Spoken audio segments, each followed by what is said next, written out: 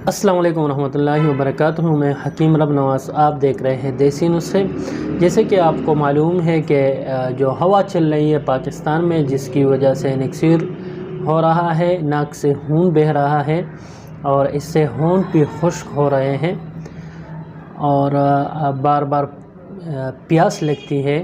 تو اس کی وجہ کیا ہے وہ تو آپ کو معلوم ہے، کیونکہ بہت سے اس پر ویڈیو بنے پوسٹ ہوئے کہ یہ ہوا میں نمی کی کمی کی وجہ سے ہے۔ تو آپ کو پتہ ہونا چاہیے کہ ہوا میں ایک تو نمی کی کمی ہے، دوسرا یہ ہے کہ ہوا جو ہے یہ صرف ایک چیز نہیں ہے بلکہ ایک سواری ہے۔ اس میں بہت سے سوار ہوتے ہیں، جراثیم ہوتے ہیں، بیکٹیریا ہوتے ہیں، گرد و غبار ہوتی ہیں۔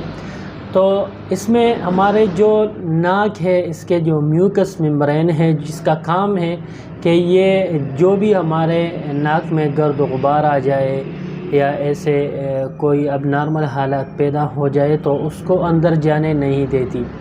تو خشک ہوا سے یہ ہوا کہ یہ متاثر ہوئے، یہ سوکھ گئے اور اس کی وجہ سے ہماری جو اندرونی جو نالیاں ہے خون کی باریک سی ناک کے، تو وہ پھٹ جاتی ہے اور اس سے خون بہنے لگتا ہے۔ لیکن یہ کوئی ایسی بڑی بات نہیں ہے۔ اگر کسی کا ہوا ہے تو ایک تو یہ کرے کہ دھنیا اور کاہو یہ ہم وزن سپوپ بنا لے اور یہ رات کو کھا لے، ٹھیک ہے۔ اس کے ساتھ آپ شربت بزوری یہ دودھ میں 1 چمچ ملا کر پیے نہار منہ، یہ بھی بہت مفید ہے۔ اس طرح آپ گرم خوراکوں سے پرہیز کریں، جیسے گوشت، کریلا، بینگن، مرچی، یہ چیزیں آپ مت کھائیے۔ اور جو چیزیں آپ نے کھانی ہے وہ میں نے لکھا ہے، آپ کو بھی اسکرین پر نظر آئے گا۔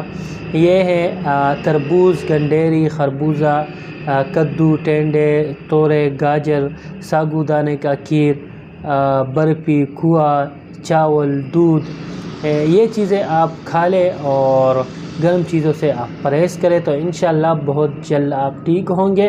اور جو چھینک کے آتی ہے وہ بھی اس کی وجہ سے ہے، وہ بھی انشاءاللہ ٹھیک ہوگی۔ اور ناک کو اور ہونٹوں کو اس کو گلیسرین سے یا روغن زیتون سے، کسی بھی روغن سے اس کو تر کرتے جائیے تاکہ اس کی خشکی ختم ہو جائے۔ تو امید ہے آپ کو ویڈیو اچھی لگی ہوگی۔ ویڈیو اچھی لگی ہو تو لائک کریں، چینل کو سبسکرائب کریں، ہمارے ساتھ رہیے۔